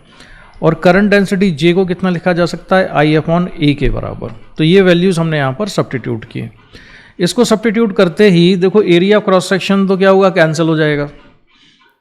एरिया क्रॉस सेक्शन कैंसिल हो गया, और E इक्वल टू आ गया RI/L, और ये तीनों चीज़ें क्वेश्चन में हमको गिवन है। ये वैल्यू सब्स्टिट्यूट कर देते हैं, तो E की वैल्यू आ जाती है सॉल्व करने पर 25 वोल्ट पर मीटर, और ये इस क्वेश्चन का आंसर हुआ। अब आ जाते हैं क्वेश्चन नंबर 14 पर। क्वेश्चन नंबर 14 में क्या सिचुएशन है? क्वेश्चन ये कहता है the resistance of an iron wire and a copper wire at 20 degree Celsius are 3.9 ohm and 4.1 ohm. 20 degree Celsius पर इन दोनों मटेरियल के रेजिस्टेंस गिवन है। At what temperature will the resistance be equal? अगर हम टेम्परेचर बढ़ाते हैं तो दोनों के रेजिस्टेंस में चेंज होगा, रेजिस्टेंस इंक्रीज होंगे दोनों के रेजिस्टेंस इंक्रीज ही क्यों होंगे, डिक्रीज क्यों नहीं होंगे? क्योंकि इनका coefficient of thermal resistivity positive दिया हुआ है। अगर coefficient of thermal resistivity negative होता है तो ऐसे मटेरियल का टेम्परेचर ऐसे मटेरियल का रेजिस्टेंस टेम्परेचर बढ़ाने पर डिक्रीज होता है। Temperature coefficient of resistivity of iron is 5 × 10⁻³ per Kelvin and for copper it is 4 × 10⁻³ per Kelvin. Neglect any thermal expansion. तो स्टूडेंट्स एक चीज़ याद रखना कि ये वाले जो क्वेश्चंस हैं इनको सॉल्व करने के लिए सेफ साइड रहने के लिए ज़्यादा अच्छा होगा कि हम टेम्परेचर को जो कि डिग्री सेल्सियस में गिवन होता है उसको हम केल्विन में कन्वर्ट कर लें और फाइनल आंसर निकालने के बाद फिर उसको डिग्री सेल्सियस में कन्वर्ट कर लें। ठीक है, तो जो फार्मूला हम यूज़ करने वाले हैं वो फार्मूला कौन सा यूज़ करेंगे हम इसमें जो फार्मूला हम यूज़ करेंगे वो ये है R = R0 1 + alpha delta T. Alpha coefficient of thermal resistivity है, delta T change in temperature है, R0 है इनिशियल टेम्परेचर जो कि यहाँ पर 20 डिग्री सेल्सियस R0 है इनिशियल रेजिस्टेंस, यहाँ पर इनिशियल रेजिस्टेंस गिवन है और इनिशियल टेम्परेचर कितना लेना है 20 डिग्री सेल्सियस और जिसको हम किस में कन्वर्ट कर लेंगे केल्विन में। तो आयरन के लिए इस इक्वेशन को किस तरह से लिखा जा सकता है? रेजिस्टेंस ऑफ आयरन मैंने यहाँ पर ये रिप्रेजेंट किया है RFE, FE मतलब आयरन के लिए। R0 कितना है, ये क्वेश्चन में गिवन है R0 कितना है 3.9, 1 plus coefficient of thermal resistivity given है इसका 5 × 10⁻³ वो लिख दिया और डेल्टा टी है चेंज इन टेम्परेचर यानी final temperature minus initial temperature. तो फाइनल टेम्परेचर इसका T और इनिशियल टेम्परेचर कितना 20 डिग्री सेल्सियस। 20 डिग्री सेल्सियस को अगर हम कन्वर्ट कर लें केल्विन में तो 20 + 273 तो ये कितना हो जाएगा 293 केल्विन के बराबर। ठीक है, तो ध्यान रखना इसमें टेम्परेचर को मैंने केल्विन में कन्वर्ट कर लिया है। तो ये किसके लिए लिखा हमने अभी? आयरन के लिए। इसके बाद कॉपर के लिए यही इक्वेशन किस तरह से हम लिखेंगे RCU = CU फॉर कॉपर। ये इक्वेशन बन जाती है इस फॉर्मेट में जो आप देख रहे हो। ठीक है, अब दोनों के रेजिस्टेंस कैसे कर देना है as per requirement of the question, इन दोनों के रेजिस्टेंस को हम कर देते हैं इक्वल। तो RFE = RFCU, इन दोनों को हमने इक्वेट किया, बस अब केवल कैलकुलेशन करना ही बाकी रह जाता है। तो कैलकुलेशन करने के बाद इसका जो आंसर है वो हमको मिलेगा केल्विन में 357.51 केल्विन और अगर इसको हम फिर चेंज करें सेल्सियस में तो ये आ जाता है 84.51 degree Celsius. So this is the answer. ठीक है, क्वेश्चन नंबर 15 में जो सिचुएशन है उसको देख लेते हैं। क्वेश्चन ये है the current in a conductor and the potential difference across its ends are measured by an ammeter and a voltmeter. तो एक कंडक्टर है, उस कंडक्टर के अक्रॉस पोटेंशियल डिफरेंस और करंट को मेजर किया जाता है एमीटर से और वोल्टमीटर से। तो वो जो कंडक्टर है वो सेम ही है यानी कि रेजिस्टेंस कांस्टेंट रहेगा इसमें। द मीटर्स यानी एमीटर और वोल्टमीटर ड्रॉ नेग्लिजिबल करंट्स यानी कि आइडियल एमीटर और आइडियल वोल्टमीटर की तरह से इनको ट्रीट करना है। The ammeter is accurate but the voltmeter has a zero error. Zero error का मतलब क्या है इन्होंने लिखा है, आगे पढ़िए ब्रैकेट में, it does not read zero when no potential difference is applied. यानी कि कंडक्टर के अक्रॉस जब कोई भी पोटेंशियल डिफरेंस नहीं है तब भी वोल्टमीटर की रीडिंग जीरो नहीं है, यानी कि ऑलरेडी वो कोई रीडिंग शो करता है, इसको हम कहते हैं जीरो एरर के बराबर। Calculate the zero error if the readings of two different conditions are 1.75 ampere 14.4 volt और दूसरी कंडीशन है 2.75 एम्पियर एंड 22.4 वोल्ट के बराबर। तो मैं थोड़ा सा एक्सप्लेन कर दूं कि ये क्या कहना चाह रहे हैं। मान लेते हैं कि ये है स्केल किसका, वोल्टमीटर का, और ये उसके ग्रेजुएशन मार्क्स हैं 0, ये मान लिया 1, 2 और लास्ट में कितना है, सपोज 10 है, और यहाँ पर लगा हुआ है इसका पॉइंटर। तो अगर कोई भी पोटेंशियल डिफरेंस कंडक्टर के अक्रॉस नहीं है तो उसका पॉइंटर 0 पे होना चाहिए, लेकिन पॉइंटर 0 पे ना हो कि वो ऑलरेडी कोई रीडिंग दे रहा है। ये मैंने पॉइंटर बना दिया इसका, और मान लेते हैं ये कितना आगे है, 0 से x आगे है। अगर ये x डिस्टेंस आगे है यानी कि ऑलरेडी कितनी रीडिंग दे रहा होगा, ये 0 वोल्ट की रीडिंग दे रहा होगा। ठीक है, चलिए अब जो क्वेश्चन में कहा गया है कि जो डिफरेंट सिचुएशन ली हैं इसमें, पहली कंडीशन में 1.75 एम्पियर का करंट शो किया एमीटर ने, ये तो करेक्ट है क्योंकि ammeter is not faulty, but potential difference measured by the voltmeter is not accurate. वो कितना है, 14.4 वोल्ट के बराबर है। यानी मैं मान लेता हूं कि सपोज पॉइंटर यहां कहीं है और इसकी जो रीडिंग है वो कितनी है, 14.4 वोल्ट है। तो एक्चुअल में जो पोटेंशियल डिफरेंस होगा वो 14.4 वोल्ट से कुछ कम होना चाहिए, क्योंकि पॉइंटर ने 0 से चलना स्टार्ट नहीं किया है, उसने चलना स्टार्ट किया है कहाँ से, x से। यानी कि ये जो रीडिंग है, इस रीडिंग को अगर हम 0 से मेजर करेंगे तो वो तो 14.4 तो यहाँ तक का हुआ ना। x जो डिस्टेंस है या x जो रीडिंग है वो एडिशनल बता रहा है। सेकंड केस में उसी वायर के अक्रॉस जब वोल्टेज लगाया 22.4 का या कोई और वोल्टेज लगाया तो करंट कितना फ्लो हुआ है, 2.75 एम्पियर, और रीडिंग कितनी आई है, 22.4। हालांकि मैंने अभी 10 तक कहा था, इसको मान लेता हूं आगे तक है ये। तो ये पॉइंटर यहां कहीं आ गया और ये कितना है, 22.4 वोल्ट है। तो इसमें भी ये जो रीडिंग दे रहा है ये 22.4 से थोड़ी ज़्यादा रीडिंग दे रहा है, क्योंकि इसने चलना कहाँ से शुरू किया है, यहाँ से x से चलना शुरू किया है। अच्छा, अब इस प्रोसेस में जो दो कंडीशन है, रेजिस्टेंस हमको सेम रखना है, क्योंकि जो वायर है ये करंट और पोटेंशियल डिफरेंस हम एक ही वायर में मेजर कर रहे हैं दोनों बार में, तो रेजिस्टेंस हम सेम रखेंगे। तो चलिए अब हम कैलकुलेशन कर लेते हैं इसमें कि आंसर क्या आएगा, और मैं यहाँ से जो लिखा हुआ था इसको हटा देता हूँ। तो अब हम लिखते हैं सबसे पहले कि सपोज वोल्ट मीटर है 0 एरर x वोल्ट के बराबर, यानी कि ऑलरेडी ये कितनी रीडिंग एक्स्ट्रा बता रहा है, x वोल्ट के बराबर। और पोटेंशियल डिफरेंस वायर के अक्रॉस कितना होगा, I इंटू आर के बराबर। सिंपल फॉर्मूला है V equal to I R.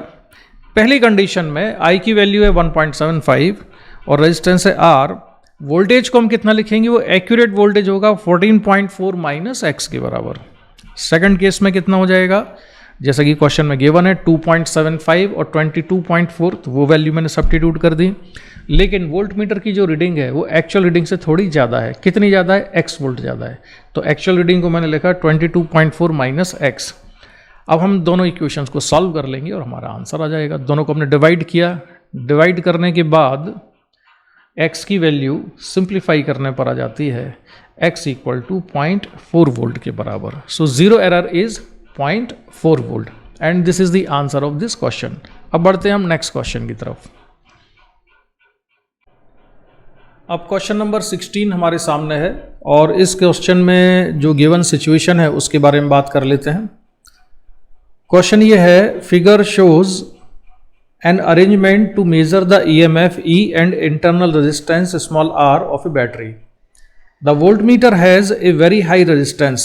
तो ये ध्यान रखें कि वोल्टमीटर का रेजिस्टेंस कैसा दिया है, very high. Very high resistance का मतलब है कि वोल्टमीटर से पास होने वाला करंट कैसा मानेंगे हम, नेग्लिजिबल करंट लेंगे। And the ammeter also has some resistance. तो एमीटर आइडियल नहीं है, इसका भी कुछ रेजिस्टेंस है। The voltmeter reads 1.52 volt when the switch S is open. तो जब स्विच S ओपन है तब वोल्टमीटर की रीडिंग कितनी है, 1.52 वोल्ट है। When the switch is closed, the voltmeter reading drops to 1.45 volt. और इसके बाद जब स्विच को क्लोज कर देते हैं तो वोल्टमीटर की रीडिंग कम हो जाती है और उसकी वैल्यू हो जाती है 1.45 वोल्ट के बराबर। And the ammeter reads 1 ampere और reading of ammeter is 1 ampere. Find the EMF and internal resistance of the battery. तो ये हमको कैलकुलेट इसमें करना है, ठीक है। तो चलिए अब हम इसके सोल्यूशन पर पढ़ते हैं। तो हम पहली कंडीशन लेंगे जो कि क्वेश्चन में गिवन है कि स्विच S जब ओपन है उस समय पर वोल्टमीटर की रीडिंग कितनी है, 1.52 वोल्ट के बराबर है, ठीक है। तो एमीटर से तो कोई करंट पास हो नहीं रहा होगा, तो इस सर्किट को मैं रीड्रॉ कर लेता हूं कि फर्स्ट केस में सिचुएशन ये है, ये वोल्टमीटर है और ये बैटरी लगी हुई है, ये मैंने इंटरनल रेजिस्टेंस बना दिया।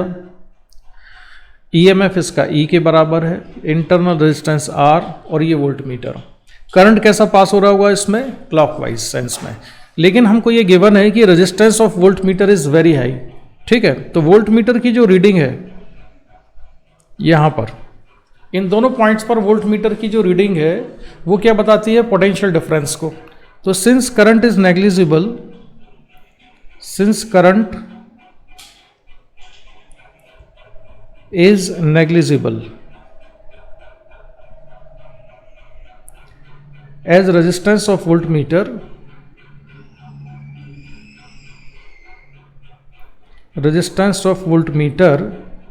is very high, ये क्वेश्चन में गिवन है। अगर इसका रेजिस्टेंस वेरी हाई नहीं होता तब हमको सिचुएशन थोड़ी डिफरेंट हो जाती, ठीक है। तो ये मैंने लिख दिया जो क्वेश्चन में गिवन कंडीशन है उसको। तो इसके अक्रॉस जो सेल के अक्रॉस पोटेंशियल डिफरेंस है वो कितना है, इसके ईएमएफ के ही बराबर है। तो इक्वल टू कितना हो जाएगा, इक्वल टू 1.52 वोल्ट के बराबर, 1.52 वोल्ट के बराबर, यही इसकी रीडिंग हो जाएगी। अगर नहीं समझ में आया है तो मैं इसको दोबारा से एक्सप्लेन करता हूं। अगर इस लूप में हम किरचॉफ वोल्टेज लॉ से इक्वेशन लिखें तो वो इक्वेशन बनेगी, इसको पॉइंट को मान लेते हैं ए और इसको मैं लिख देता हूं बी। तो ए और बी के अक्रॉस जो पोटेंशियल डिफरेंस आएगा उसको मैं लिखता हूं, तो ये होगा V B minus I into R plus E equal to V A के बराबर। और यहां से हमको मिलेगा V A minus V B equal to E minus I R, ऐसा लिखा जा सकता है। V A minus V B को लिख सकते हैं ई माइनस आई आर के बराबर। अब वोल्ट मीटर का रेजिस्टेंस कैसा है, बहुत ही ज्यादा है, इसलिए सर्किट में करंट कितना होगा, नेग्लिजिबल। तो V A minus V B equal to approximately, इसको हम कितना लिख लेंगे, इसको अप्रोक्सीमेटली ई के बराबर ही लिख लेंगे, क्योंकि आई कितना होगा, अप्रोक्सीमेटली 0 के बराबर। करंट इस सर्किट में कैसा है, अप्रोक्सीमेटली 0 है, इसलिए V A minus V B कितना होगा, ई के बराबर।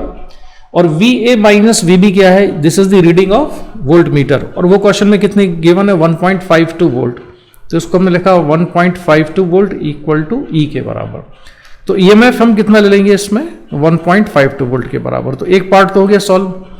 इसके बाद क्वेश्चन में ये गिवन है कि अगर स्विच को क्लोज कर दें तो स्विच को क्लोज करने के बाद रीडिंग ड्रॉप हो जाती है। तो मैं स्विच को क्लोज कर देता हूं और डायग्राम ड्रॉ कर लेता हूं इसमें कि किस तरह की सिचुएशन बनेगी।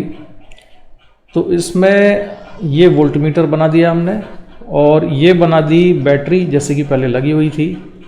अब पार्ट ए में एमीटर को हमने सर्किट से बाहर रखा था, अब एमीटर को भी हम सर्किट में इन कर लेते हैं। तो ये आ जाएगा एमीटर, और एमीटर का खुद का भी कुछ रेजिस्टेंस है, ठीक है। अब एमीटर की रीडिंग कितनी गिवन है क्वेश्चन में, 1 एम्पियर। एमीटर की रीडिंग 1 एम्पियर है, तो हम ये मान के चलेंगे कि इस सर्किट में जो टोटल करंट है 1 एम्पियर ही है। वोल्ट मीटर से जाने वाला करंट कैसा है, ऑलमोस्ट नेग्लिजिबल है। तो यहां से हम लिखते हैं 1 एम्पियर करंट, और ये 1 एम्पियर करंट, यहां से 1 एम्पियर करंट, ये 1 एम्पियर करंट, यहां से भी 1 एम्पियर करंट, और ये भी कितना है, 1 एम्पियर करंट है। और वोल्ट मीटर की रीडिंग कितनी है, 1.45 वोल्ट के बराबर। और यहां पर जो करंट है उसको हमने ले लिया है, यहां जो करंट है इस वाली ब्रांच में ये ऑलमोस्ट 0 के बराबर, अप्रोक्सीमेटली 0 है, ठीक है। अच्छा, अब देखो मैं ये जो पॉइंट्स हैं यहां पर, ये 2 पॉइंट्स मैंने बनाए, एक ए और इसको लिख लेता हूं सी, और एक लिख लेता हूं डी। तो 2 पॉइंट्स हमने बना लिए, एक पॉइंट सी है, एक पॉइंट डी है। तो सी और डी के अक्रॉस पोटेंशियल डिफरेंस कितना है, सी और डी के अक्रॉस पोटेंशियल डिफरेंस उतना ही है जितना कि वोल्ट मीटर के अक्रॉस है, ठीक है। यहां से समझो इसको, ये जो डी पॉइंट है इसका पोटेंशियल उतना ही है जितना कि इस वाले पॉइंट का है और जितना ऊपर वाले पॉइंट का है, क्योंकि बीच में ना तो सेल है ना रेजिस्टेंस है। तो इस पूरी लाइन पर, इस पूरी ब्रांच पर, इस पूरे वायर पर पोटेंशियल सेम है, तो वो कितना होगा, वी डी के ही बराबर होगा। इसी तरह से सी पॉइंट का जो पोटेंशियल है उतना ही पोटेंशियल इस पॉइंट का है और उतना ही ऊपर का पोटेंशियल है। और ऊपर के जो दोनों पॉइंट्स हैं उनका पोटेंशियल 1.45 वोल्ट है, यानी कि हमको पोटेंशियल डिफरेंस पता चल गया सी और डी के बीच में वो कितना है 1.45 वोल्ट के बराबर। ठीक है, तो एमीटर के अक्रॉस पोटेंशियल डिफरेंस कितना है 1.45 वोल्ट है। तो इससे हम क्या निकाल सकते हैं, एमीटर का रेजिस्टेंस निकाल सकते हैं। तो इक्वेशन लिखते हैं हम, रेजिस्टेंस ऑफ एमीटर, इसको मैं लिख लेता हूं ये R A equal to voltage upon current.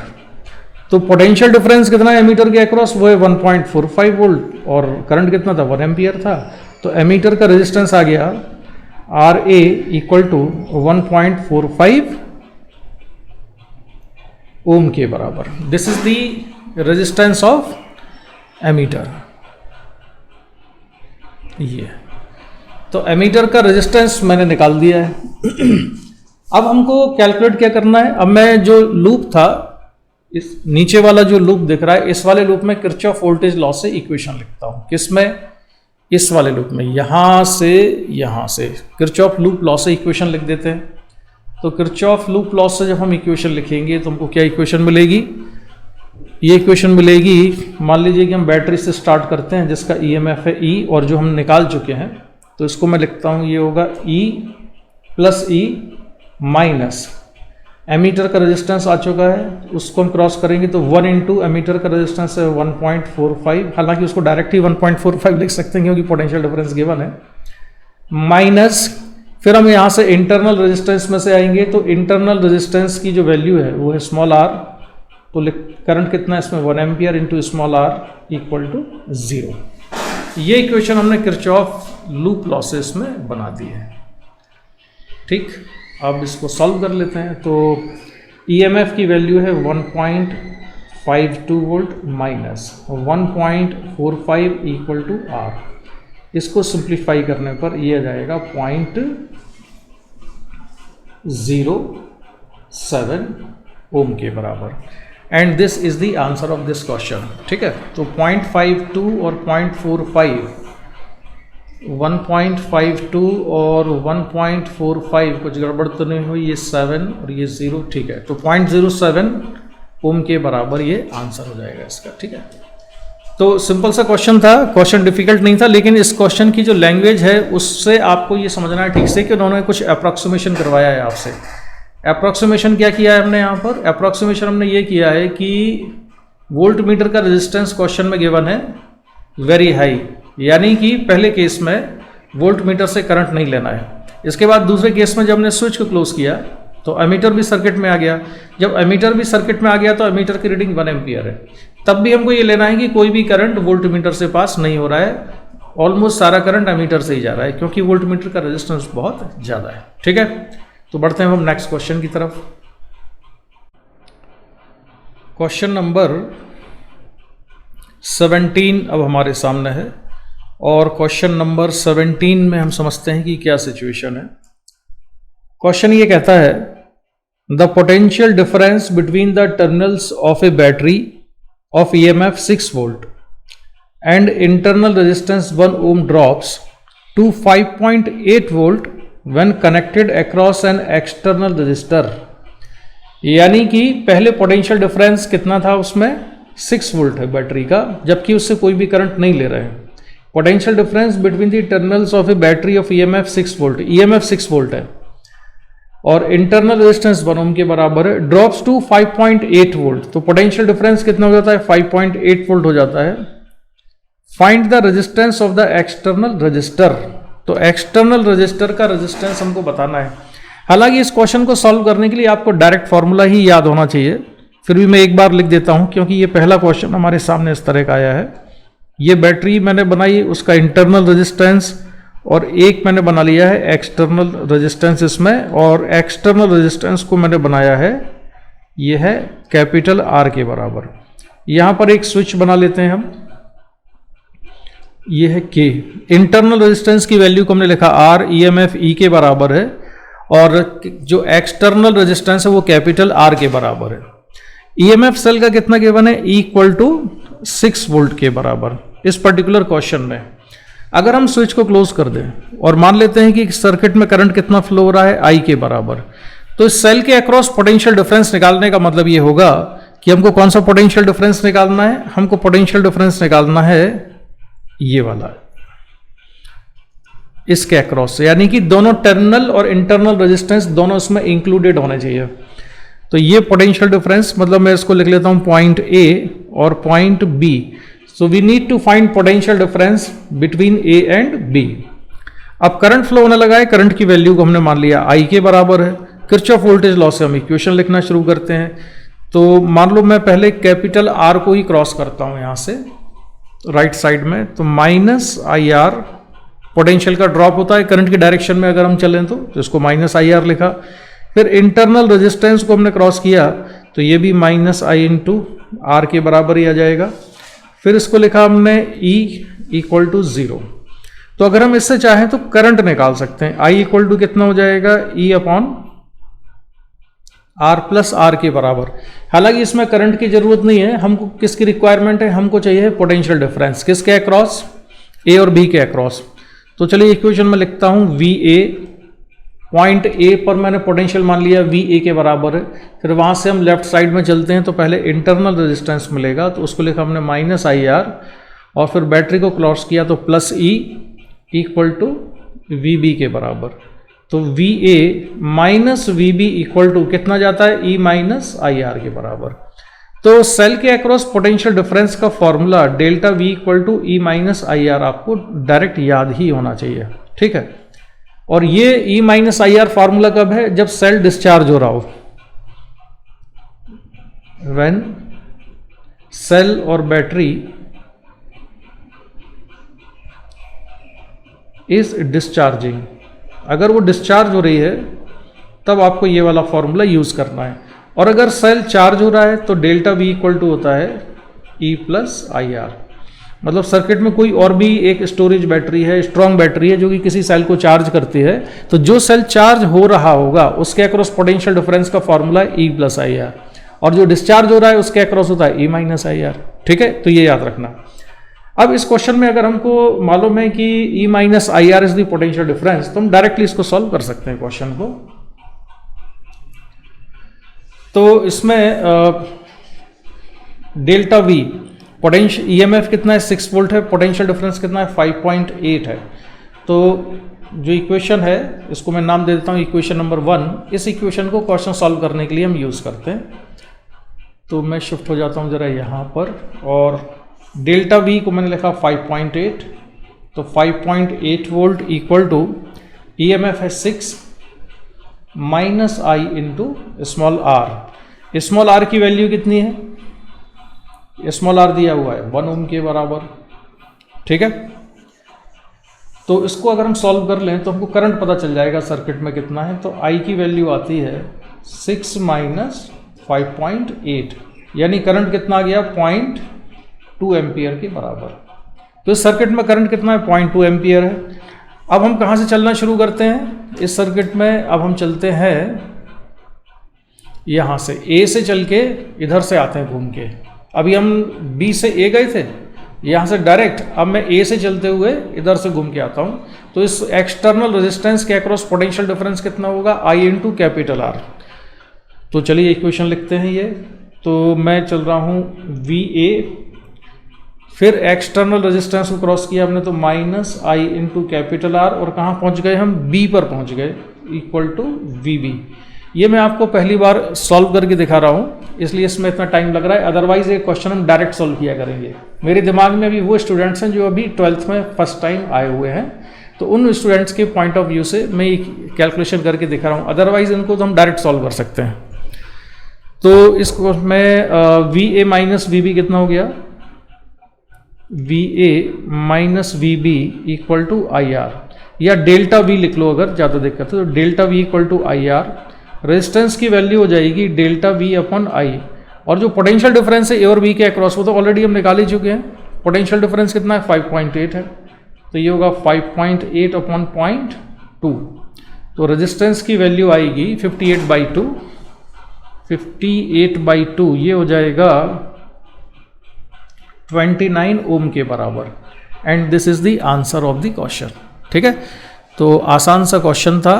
इस क्वेश्चन को कम टाइम में सॉल्व करने के लिए क्या करना चाहिए, अगर इस क्वेश्चन को हमें जल्दी सॉल्व करना है तो एक तो हमको ये फॉर्मूला डायरेक्ट याद होना चाहिए कि अगर सेल डिस्चार्ज हो रहा है तो डेल्टा वी इक्वल टू कितना होगा, ई माइनस आई आर। ठीक है। और डेल्टा वी क्वेश्चन में गिवन है कितना है, 5.8 वोल्ट है। ईएमएफ मालूम है, इंटरनल रेजिस्टेंस मालूम है, तो आई कैलकुलेट हो गया। जैसे ही आई कैलकुलेट हुआ तो आर के अक्रॉस भी पोटेंशियल डिफरेंस कितना होगा, वही होगा जो ए और बी के अक्रॉस है। तो जो इतनी सारी मैंने इक्वेशन लिखी है इसे लिखने की कोई जरूरत नहीं है, आप इसको इवन मेंटली कैलकुलेट कर सकते हो कि ए और बी के अक्रॉस पोटेंशियल डिफरेंस कितना लिया हमने, कितना था 5.8 वोल्ट इक्वल टू आई जो कि 0.2 आ चुका है इंटू कैपिटल आर। तो 5.8 into equal to 0.2 into R करोगे और डायरेक्टली एक बार में रेजिस्टेंस की वैल्यू निकल आएगी। ठीक है, लेकिन आपको दो फॉर्मूले डायरेक्ट याद कर लेना है, आगे आने वाले क्वेश्चन में भी इनका यूज होगा कि अगर बैटरी या सेल डिस्चार्ज हो रहा है तो E माइनस आई आर, और अगर चार्ज हो रहा है तो E प्लस आई आर। ठीक है, बढ़ते हैं नेक्स्ट क्वेश्चन पर। क्वेश्चन नंबर 18, क्या सिचुएशन है, ये सिचुएशन है, इसमें the potential difference between the terminals of 6 volt battery is 7.2 volt. 6 volt क्या है, उसका ईएमएफ है, और पोटेंशियल डिफरेंस कितना है उसके अक्रॉस 7.2 वोल्ट है। ऐसा कब है, when it is being charged bye A current of 2 ampere, जबकि इस बैटरी को हम चार्ज करते हैं। What is the internal resistance of the battery, तो बैटरी का इंटरनल रेजिस्टेंस कितना है ये हमको बताना है। ध्यान रखिए क्वेश्चन नंबर 17 में मैं ऑलरेडी डिस्कस कर चुका हूं कि अगर किसी बैटरी को डिस्चार्ज करते हैं तो उसके अक्रॉस पोटेंशियल डिफरेंस का फॉर्मूला होता है V equal to E minus I R, और अगर हम उसको चार्ज कर रहे हैं तो उसका फॉर्मूला हो जाता है V equal to E plus I R. तो यहाँ पर बैटरी को चार्ज किया जा रहा है, इसलिए जो पोटेंशियल डिफरेंस होगा डेल्टा V इक्वल टू वो होगा E plus I into R के बराबर। तो potential difference delta V 7.2 volt है, ईएमएफ कितना गिवन है 6 वोल्ट के बराबर है, प्लस करंट कितना है इसमें 2 एम्पियर है, और इंटरनल रेजिस्टेंस है स्मॉल आर के बराबर। तो इंटरनल रेजिस्टेंस की वैल्यू आती है 7.2 माइनस 6 डिवाइडेड बाई 2, तो ये होगा 7.2 माइनस 6, ये हो जाएगा 1.2 बाई 2, तो इंटरनल रेजिस्टेंस आएगा 0.6 ओम के बराबर। ठीक, and this is the answer of this question. आसान सा क्वेश्चन था, लेकिन आपको याद रखना चाहिए कि अगर बैटरी को हम चार्ज कर रहे हैं तो पोटेंशियल डिफरेंस उसके टर्मिनल के अक्रॉस कितना होगा, E प्लस आई आर के बराबर होगा। ठीक है, यानी कि पोटेंशियल डिफरेंस बैटरी के बैटरी के ईएमएफ से ज़्यादा होगा। अगर बैटरी को चार्ज करते हैं तो उसके टर्मिनल के अक्रॉस पोटेंशियल डिफरेंस बैटरी के ईएमएफ से ज़्यादा होता है, और जब बैटरी डिस्चार्ज हो रही होती है तो उसके टर्मिनल के अक्रॉस पोटेंशियल डिफरेंस ईएमएफ से कम होता है। तो E plus I R use करना है when battery is being charged, and we have to use formula E minus I R when battery is getting discharge for the calculation of potential difference across its terminals. ठीक है, चलिए बढ़ते हैं हम next question पर। Question number 19, और जो situation है वो हम देख लेते हैं। The internal resistance of an accumulator battery of EMF 6 volt is 10 ohm when it is fully discharge. तो जब बैटरी फुली डिस्चार्ज है तब इसका इंटरनल रेजिस्टेंस कितना है, 10 ओम के बराबर है। As the battery gets charged up its internal resistance decreases to 1 ohm, और अगर बैटरी पूरी तरह से चार्ज हो जाती है तो इसका इंटरनल रेजिस्टेंस भी बदल जाता है, और वो कितना हो जाता है 1 ओम के बराबर। The battery is in its completely discharge state is connected to an charger which maintains a constant potential difference of 9 volt. तो एक 9 वोल्ट के चार्जर से इसको हम चार्ज करते हैं। Find the current through the battery just after connection are made, and B long time after connection, long time when it is completely charged. ठीक है, बहुत ही आसान सा क्वेश्चन है। इसमें सिंपल सिचुएशन ये है कि जो बैटरी है इसका इंटरनल रेजिस्टेंस इनिशियली कितना है, इसका इंटरनल रेजिस्टेंस हमको लेना है इनिशियली 10 ओम के बराबर, और जो बैटरी इसका ईएमएफ कितना है 6 वोल्ट है, और जिस चार्जर से हम चार्ज कर रहे हैं वो कांस्टेंट पोटेंशियल डिफरेंस कितना मेंटेन करके रखता है, वो कांस्टेंट पोटेंशियल डिफरेंस मेंटेन करके रखता है 9 वोल्ट का। तो ये 9 वोल्ट, तो करंट कितना हो जाएगा सर्किट में, I equal to effective EMF आ जाएगा 9 माइनस 6 वोल्ट अपॉन, और टोटल रेजिस्टेंस कितना है 10 ओम के बराबर। इसको सिंप्लीफाई करें तो ये कितना आ जाता है 0.3 एम्पियर। ये आंसर हो गया फर्स्ट पार्ट का, पार्ट ए का। और जो सेकंड पार्ट है उसमें क्या होता है, उसमें ये जो बैटरी है ये जब फुली चार्ज हो जाएगी तो ईएमएफ तो सेम ही रहेगा, ईएमएफ में तो कोई चेंज आता नहीं है, लेकिन इसका इंटरनल रेजिस्टेंस 10 ओम से चेंज होके कितना हो जाता है, 10 ओम से चेंज होके ये हो जाता है 1 ओम के बराबर। और जो चार्जर एज यूजुअल वो कितना पोटेंशियल डिफरेंस इसको दे रहा है, 9 वोल्ट का। तो अब सर्किट में करंट कितना हो जाएगा, ये करंट हो जाएगा I equal to effective EMF 9 - 6 volt के बराबर डिवाइडेड बाई रेजिस्टेंस, वो कितना है 1, तो करंट कितना आ गया 3 एम्पियर के बराबर। And this is the answer of part B. बहुत ही आसान सा क्वेश्चन था, बहुत ही सिंपल क्वेश्चन था। अब हम बढ़ते हैं क्वेश्चन नंबर 20 की तरफ। अब है क्वेश्चन नंबर 20 हमारे सामने, और क्वेश्चन नंबर 20 में जो सिचुएशन है उसको एक बार पढ़ लेते हैं। क्वेश्चन ये बहुत ही सिंपल सा है, लेकिन ये क्वेश्चन दिया क्यों गया है आपको, ये क्वेश्चन वर्मा सर ने इसलिए दिया है कि आपको एक फैक्ट के बारे में बताया जाए जो कि क्वेश्चन के आखिरी में लिखा हुआ है। तो पहले जरा क्वेश्चन पढ़ लेते हैं क्या हो रहा है इसमें।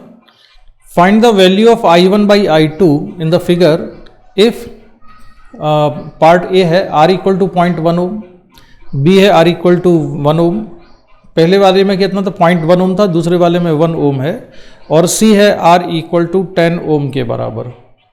तो जो दो डायग्राम इसमें दिए हुए हैं, जो पहला वाला डायग्राम है, इस वाले डायग्राम में जो बैटरी कनेक्टेड है, ये दोनों बैटरी कनेक्टेड हैं सीरीज कॉम्बिनेशन में, और जो कैपिटल R है वो यहाँ पर है, ये एक्सटर्नल रेजिस्टेंस है, और बैटरी के इंटरनल रेजिस्टेंस कितने 1 ओम के बराबर है।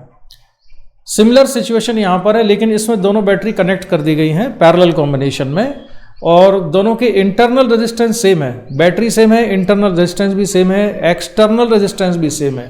पहले वाले केस में बैटरी का कॉम्बिनेशन सीरीज है, दूसरे वाले केस में बैटरी का कॉम्बिनेशन पैरेलल है। तब उन्होंने कहा है कि दोनों केस में जो करंट फ्लो होता है, यानी सीरीज कॉम्बिनेशन वाले में और पैरेलल कॉम्बिनेशन वाले में, तो सीरीज कॉम्बिनेशन में जो करंट फ्लो हो रहा है सर्किट से वो है I1, पैरेलल कॉम्बिनेशन में जो रेजिस्टेंस R से करंट फ्लो होता है वो कितना है I2 के बराबर है। तो हमें I1 अपॉन I2 का रेशियो निकालना है 3 केसेस में। वो 3 केसेस कौन कौन से हैं, जब एक्सटर्नल रेजिस्टेंस की वैल्यू 0.1 ओम है, तो ध्यान दो एक्सटर्नल रेजिस्टेंस की वैल्यू 0.1 ओम पहले केस में बैटरी के इंटरनल रेजिस्टेंस के कंपैरिजन में काफ़ी कम है। बैटरी का इंटरनल रेजिस्टेंस कितना है 1 ओम है, और ये 0.1 ओम है एक्सटर्नल रेजिस्टेंस। दूसरे वाले केस में R की वैल्यू कितनी है 1 ओम है, एक्सटर्नल रेजिस्टेंस कितना दिया है 1 ओम दिया हुआ है, बैटरी का इंटरनल रेजिस्टेंस सेम है, यानी कि इस बार जो एक्सटर्नल रेजिस्टेंस की वैल्यू है वो बैटरी के इंटरनल रेजिस्टेंस से काफ़ी ज़्यादा है। तीसरे वाले केस में एक्सटर्नल रेजिस्टेंस इंटरनल रेजिस्टेंस से काफ़ी ज़्यादा हो जाता है। तो वर्मा सर ने इसलिए ये क्वेश्चन दिया हुआ है कि आप ये चेक करें कि अगर एक्सटर्नल रेजिस्टेंस की वैल्यू बहुत ज़्यादा है और हमको दो बैटरी से अगर ज़्यादा करंट चाहिए तो दोनों बैटरी को हमें सीरीज कॉम्बिनेशन में ऐड करना चाहिए, जोड़ना चाहिए। और अगर हम बैटरी के इंटरनल रेजिस्टेंस को देखें कि वो ज़्यादा है और एक्सटर्नल रेजिस्टेंस बहुत कम है, जैसा कि पार्ट ए में है, तो हमें कॉम्बिनेशन यूज़ करना चाहिए पैरेलल वाला। तो चलिए जल्दी से हम इसकी वैल्यूज़ निकाल लेते हैं अब, ठीक है। तो मैं पहले एक डायग्राम बना देता हूँ इसमें। तो ये हमने पहले वाले केस का डायग्राम बना लिया जिसमें दो बैटरी लगी हुई थी सीरीज कॉम्बिनेशन में, इन दोनों को कंबाइंड करके हमने एक 12 वोल्ट कर दिया है। दोनों के इंटरनल रेजिस्टेंस को भी कंबाइंड करके कितना कर दिया है हमने 2 ओम के बराबर। External resistance as it is है, और इस सर्किट में I1 की वैल्यू कितनी आएगी, I1 की वैल्यू आएगी टोटल वोल्टेज यानी कि total EMF 12 divided by total resistance R+2 के बराबर। दूसरे वाले केस में हमने क्या किया, दोनों बैटरी को पैरेलल में कंबाइंड किया, तो उसका इफेक्टिव EMF कितना आ गया 6 वोल्ट के बराबर। इफेक्टिव इंटरनल रेजिस्टेंस कितना गया 1/2 ओम के बराबर। एक्सटर्नल रेजिस्टेंस को एज इट इज लगा दिया। अब इस सर्किट में करंट कितना हो जाएगा, इस सर्किट में करंट I2 की वैल्यू आएगी total EMF 6 divided by total resistance, तो ये जाता है 12/2R+1 के बराबर। ठीक है, इतना हो गया। अब I1/I2 का रेशियो देख लेते हैं कितना है। तो I1/I2 का रेशियो हो जाता है इन दोनों को डिवाइड करने के बाद 2R+1/R+2 के बराबर।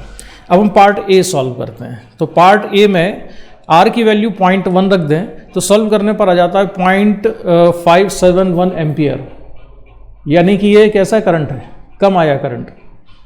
ठीक है, ऐसा क्यों हुआ, क्योंकि बैटरी का इंटरनल रेजिस्टेंस एक्सटर्नल रेजिस्टेंस के कंपैरिजन में ज़्यादा था। तो ऐसे में ज़्यादा यूजफुल कॉम्बिनेशन कौन सा होता है, पैरेलल वाला। चलिए बी, बी में अगर हमने आर की वैल्यू को कितना ले लिया है, इस क्वेश्चन में आर की वैल्यू को गिवन था 1 ओम, उसको अगर हम रख लें तो I1 I2 की वैल्यू सॉल्व करने के बाद कितनी आ जाती है, इसको हम सिंप्लीफाई करें तो ये 1 ओम आता है। इसी तरह से पार्ट सी में अगर हम आर की वैल्यू 10 ओम रख दें तो I1 बाई I2 का जो रेशियो है वो आ जाता है 21/12 यानी कि 1.75 एम्पियर। तो सबसे ज़्यादा किस केस में आ रहा है करंट, जब एक्सटर्नल रेजिस्टेंस की वैल्यू सबसे ज़्यादा है, यानी उसमें सीरीज कॉम्बिनेशन डोमिनेट कर रहा है। I1 अपॉन I2 का मतलब ये है कि I1 करंट सीरीज कॉम्बिनेशन का है, I2 पैरेलल कॉम्बिनेशन का है। तो अगर इसकी वैल्यू मोर देन 1 है यानी कि series combination is more useful या डोमिनेटिंग है, वो ज़्यादा करंट दे रहा है। अगर I2 की वैल्यू ज़्यादा है तो फिर I1 by I2 less than 1 आएगा, यानी कि इसमें कौन डोमिनेटिंग है, पैरेलल कॉम्बिनेशन डोमिनेटिंग है। तो आप कंपेयर कर सकते हो कि एक्सटर्नल रेजिस्टेंस की वैल्यू अगर इंटरनल रेजिस्टेंस के कंपैरिजन में काफ़ी ज़्यादा है तो series combination is more useful, और अगर इंटरनल रेजिस्टेंस के कंपैरिजन में एक्सटर्नल रेजिस्टेंस बहुत कम है तो पैरेलल कॉम्बिनेशन इज यूजफुल। तो यही इस क्वेश्चन से वो एक्सप्लेन करना चाहते थे आपको। ठीक है, अब हम बढ़ेंगे नेक्स्ट क्वेश्चन की तरफ।